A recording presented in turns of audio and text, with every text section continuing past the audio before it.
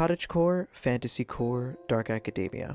These are all popular aesthetics among the youngins these days. It seems like you can just add core after any word and create an entire aesthetic. I mean, we have blueberry core, fairy core, even gorp core, which apparently is just wearing outdoor clothing outdoors. But this is not a video slandering cores and how hyper-consumerist they are. There are plenty of those types of videos out there. No, I'm here to call everyone out yet again. Christmas is a core. At its core, Christmas is an aesthetic. There's a color palette, there's specific items that are associated with it, there's lore, characters, it's usually in winter, and even songs with specific sounds like bells, chimes, and sleigh bells. All of this is designed to give you a feeling. One of cheeriness, festivity, warmth, and of course, the feeling to go out and spend all of your money. Each year, every artist and their mothers would put out Christmas albums, every single house on the block was decorated, every store was stocked full of toys, merchandise, winter-related goods, Santas, sleighs, reindeer, candy canes, lights, clothes, posters, stockings, trees. Even nature wasn't safe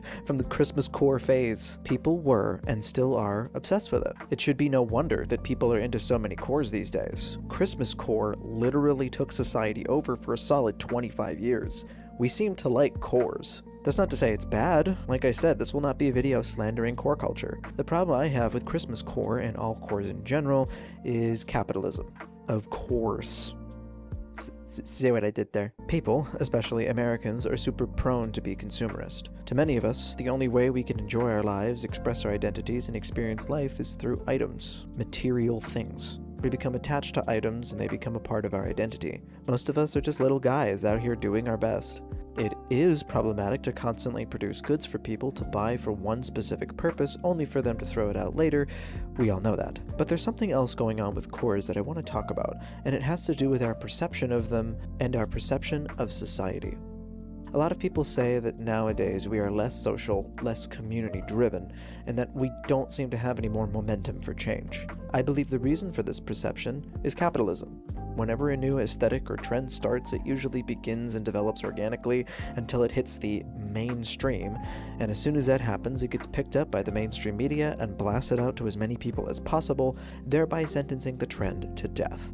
Too much exposure makes people get tired of it. This isn't a new thing, by the way, and it happened with the hippie movement of the 60s, hardcore and metal music in the 80s and 90s, and with many films, books, and media with anti-capitalist messaging. It's not to say that you can't be a hippie nowadays, or you can't listen to Crass or watch The Matrix, but their intended messaging, I don't believe, gets across in the same way that it once did. Whenever society seemed to lean in a positive direction, the media was quick to pull us back. They appropriated movements by watering down the messaging and flooding the mainstream with generic, soulless apparel and goods that were not attached to any sort of meaning. The same thing could be happening with cores.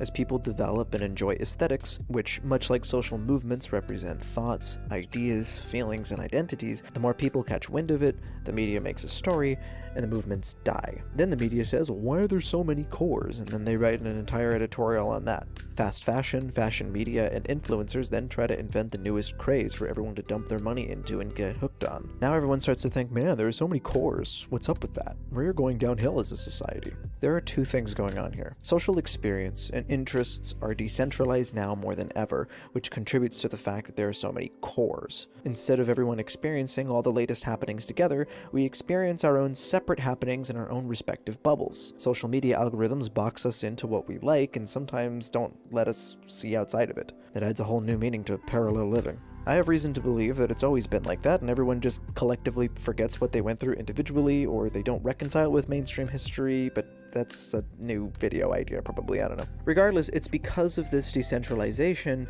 that we see a decline in collective social movements and experiences that have feelings behind them. There's this desperate attempt of capitalism to make us crazy about something, but it only really works on a few individuals at once. Only a handful of people are like, hell yeah, dude, Club Penguin core is my jam. I'm the one handful, I'm in the handful. But we will never have another Christmas core craze ever again. Capitalism will never reach that zenith. Well, maybe not. So they will continue to divide and conquer. Capitalism tears us apart and we continue to let it. We don't have much of a choice, really, but I don't blame us. My issue is not with TikTok fostering a culture of cores. My issue is not with people having multiple interests and aesthetics and labeling everything. My issue is not with our decentralized experience, but it is with the system that is overseeing all of this. The system that destroys our feelings by churning them through a machine and locking them behind a paywall. When you see something off in society, it's always reliable to ask yourself, how does capitalism play a role? Because I assure you, it does. We all have a responsibility to be good people and to do good, of course. But we first need to understand ourselves and why we do things. It is by not asking why that you don't understand. And when you don't understand, you cannot stop your fate. But all of that being said, the second thing I wanted to bring up here is that our perception of society is not an accurate one. And I mean that in like a, oh, society's going downhill kind of way. Here, take a moment to step back and recognize that heavy metal did not influence legislation to help people rage against the machine. See what I did there? What that did was create a social identity, a performative stance. When I said movement earlier, I kind of meant a widespread identity that people aligned with. But nowadays, merely aligning yourself with what's right does not have the same impact as before. Nowadays, we want action, not performativity. Actually, not even nowadays. Many people, for many years, have been screaming for action. This can be traced all the way back to the Enlightenment. So, I hope that this conversation puts a few things into perspective. Number one, that the reason why people seem disjointed nowadays is because of capitalism, but also that being a part of a collective society with a specific set of values is not the only way forward for change. People posting black squares for Blackout Tuesday in 2020 did not pass the George Floyd Act, but more people applying pressure to their lawmakers could have. I kind of alluded in my video, Live Better, that being performative is how things start, yes. But in society right now, clearly these movements don't drive us to action. That is not to say they are bad, not at all. But it is not the end of the world if people aren't visibly aligned with an identity. Change will happen with other avenues. It is in our hands. But that's an uncomfortable reality for a lot of people. That aligning yourself properly, knowing what's right, is not good enough. That's only the first step. The next step is to live the best life that you can, knowing what you know. And the next step is to go out and do something. So get out and organize. Get engaged with your community. Exchange mutual aid. Go out and protest. All of that will help. So let that be my message to you, cuties. See you there.